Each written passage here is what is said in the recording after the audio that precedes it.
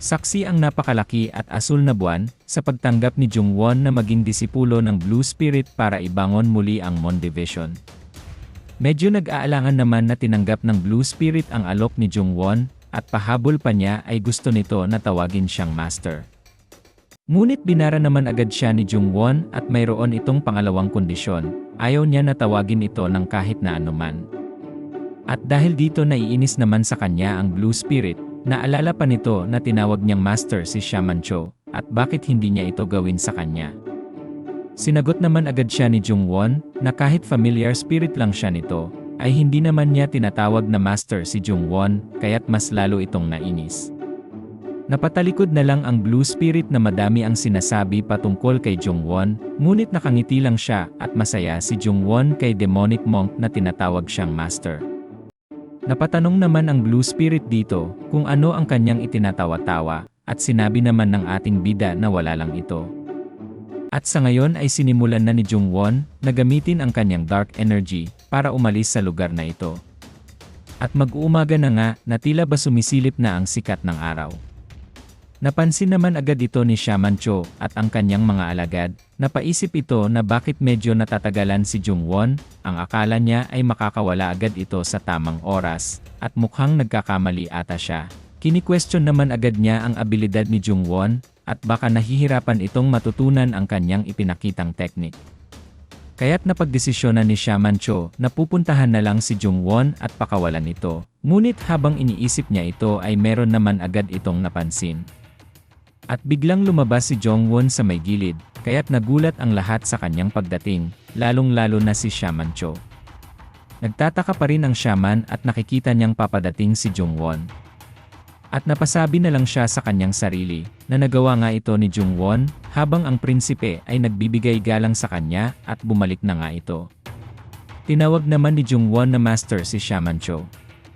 At patuloy pa din ang paghanga ng shaman kay Jungwon, at sinabi nito na siya ang pinakatalentadong tao na kanyang nakita.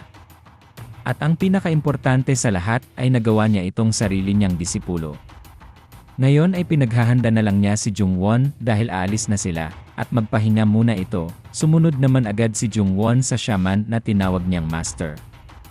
Medyo nahuhuli naman ang kalesa nila sa ibang mga grupo, kaya't medyo bibilisan nito ang kanilang takbo para makahabol.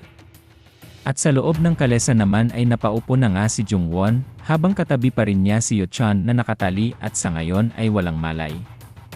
Mukhang hindi nahuli si Jungwon, at napaniwala nito ang lahat sa kanyang acting. Nagagalit naman ang Blue Spirit at hindi ito makapaniwala na siya ay pumuses ng isang manika, kaya't lumabas ito sa damit ni Jungwon. Nagbabala naman siya dito na ang manika ay nagka-crack na naman, kaya't nangangamba ang Blue Spirit dahil sa kahit kaunting galaw lang niya ay parang mababasag na ito, kaya't napatanong siya kay Jungwon kung ano ang kanyang gagawin. At nag-promise naman siya sa Blue Spirit na hahanapan niya ito ng mas magandang vessel sa susunod, kaya't huwag na muna siyang magmadali, at parang naririndi naman ang Blue Spirit sa kanyang naririnig. Sa kabilang banda, ay natutunan naman niyang makalabas sa barrier na iyon sa kaunting oras lamang, at kasabay pa dito ay natutunan din niyang maglagay ng kaluluwa sa isang manika. At lalong mas magugulat ang shaman pag nalaman niyang nagagawa na ito ni Jungwon.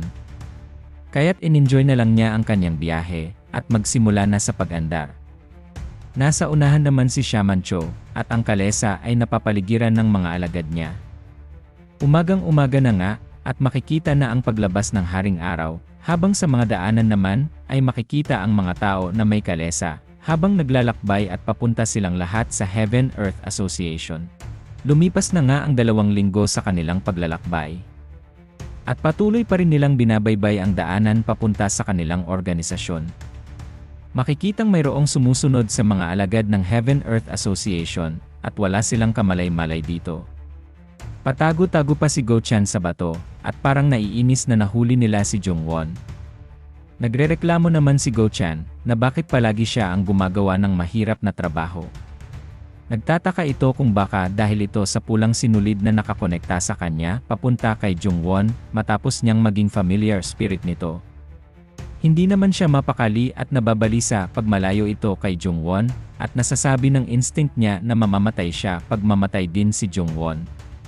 Kaya't nararapat lang na maging malapit siya dito kahit na anong mangyari. Pero bakit kailangan pa nitong umalis at maging hostage ng Heaven-Earth Association sa lahat ng mga taong nandoon sa kanilang lugar?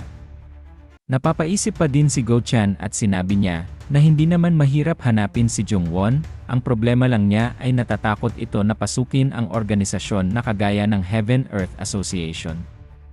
Pero ngayon si Go Chan ay nabubuhayan ng loob dahil ang kanyang katawan ay si Hacherin na, ang apo ng master ng Flying Assassin Sect. At sigurado si Go Chan na mayroon itong itinatagong kakaibang teknik na magiging kapakipakinabang sa kanya sa ganitong sitwasyon. At ngayon napagdesisyonan niyang tignan ang mga alaala ni Hacherin, at iniisip niya ang mga teknik na magagawa nito patungkol sa pag-ispya. Bigla naman siyang may nakitang kakaibang larawan nito, at nakasuot ng mapanghalay na kasuotan, kaya't naguluhan si Go Chan dito. At nagalit siya dahil hindi niya ito gagawin sa katawan ni Hacherin. Bigla namang may napansin ang mga aliporis ng Heaven-Earth Association na may nangyayari sa likod ng bato. Bigla namang tinakpan ni Go Chan ang kanyang bibig, dahil sa ingay na kanyang ginawa ay napansin siya. Nagtataka naman siya kung bakit hindi naglalakad ng diretsyo ang mga ito, at nakuha naman na nila ang kanilang gusto. Nagbabaybay lang sila sa mga pasikot-sikot na daan, at kumukolekta ng mga batang edad 20 anyos pababa. Kaya't iba naman ang pakiramdam ni Go Chan dito, at para bang merong masamang gagawin ang organisasyon na ito. At sa paglalakbay nila, ay napag-isipan ni Jungwon na magbasa na lamang at umupo sa isang tabi. Bigla namang napahinto ang kalesa, at mayroong narinig si Jungwon na nagsasabi sa labas na nakarating na sila. Sa wakas ay nakarating na ang mga ito, kaya't napatingin na lang si Jungwon sa kanilang bintana. Sa ngayon ay makikita ang kabuuan ng Heaven-Earth Association, at talagang napakalawak ng kanilang teritoryo. Nasa harapan na nga sila ng napakalaking gate ng lugar na ito. At napasabi naman si Son Yun na namamangha pa rin siya, kahit na ilang beses niyang nakikita ang Heaven-Earth Association. Sa taas, ay makikitang napakarami at napakalaki ang mga estruktura ng organisasyong ito. Hinay-hinay naman ang naglalakad ang mga ito dahil malapit na sila. Napatanong naman ang Blue Spirit habang nasa loob ng dami, kung kinakabahan ba si Jungwon, ngunit nagdadalawang isip naman ito. At pahabol pa ng Blue Spirit na dapat ay kabahan na lang siya ngayon. Dahil si Jungwon ay first-rate martial artist lamang ngayon, at hindi pa rin makapaniwala ang Blue Spirit na si Jungwon ay third-rate lamang 2 linggo pa lang ang nakakaraan, at marami-rami pa siyang kakaining bigas para mas lalong lumakas. Seryoso din naman niyang tinanong ang Blue Spirit kung pwede ba siyang mag-absorb na lang ng death energy kagaya ng ginawa niya sa Moxword Manor habang naglalabanan ang mga tao at marami ang namamatay. Sinagot naman siya ng Blue Spirit na kung akala ba nito ay madalas mangyari ang pagkamatay ng maraming tao.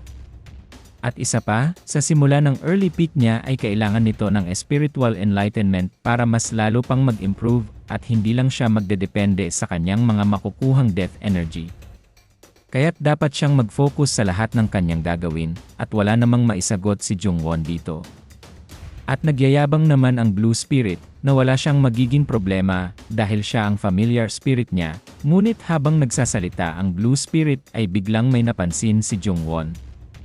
Para bang kakaiba ang lugar na kanilang pinuntahan ngayon, at walang kamalay-malay ang Blue Spirit. Hindi naman sila papunta sa entrance ng Heaven-Earth Association. Lumagpas sila sa napakalaking gate, at para bang mayroon silang ibang pupuntahan. Bigla namang binuksan ni Shaman Cho ang kalesa, at sinabing mayroon silang problema, kaya't nagulat na lang si Jungwon habang tinatawag na Master ang Shaman. Napapatanong na lang siya kung ano ba talaga ang kanyang ibig sabihin, at kung ano ang nangyayari ngayon. Wala naman ng oras si Shaman Cho na explain pa ito kay Jungwon.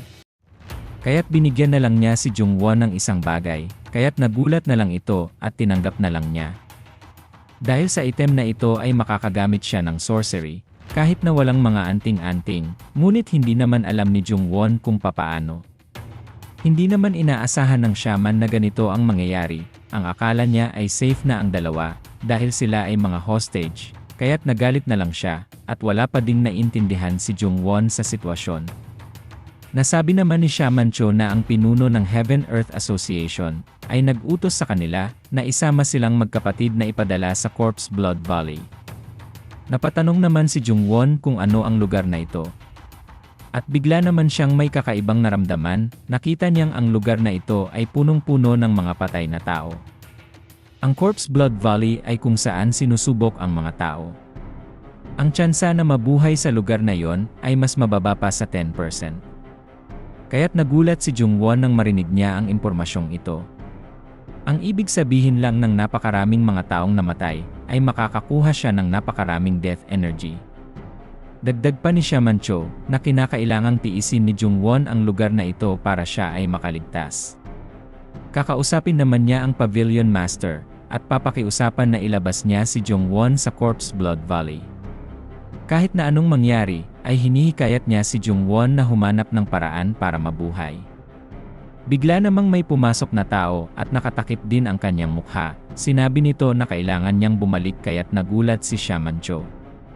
Ang mga taong sinusubok lang ang pwedeng magpatuloy simula sa lugar na ito, kaya't naiinis na lang si Shaman Cho. Tinawag naman siya ng mga misteryosong tao na nakatakip ang mukha at bigla namang napatingin si Jungwon dito. At sinabi nito na welcome sa Corpse Valley, ngunit ang hindi nila alam ay i-absorb lang ni Jungwon lahat ng death energy sa lugar na ito para siya ay mas lalong lumakas.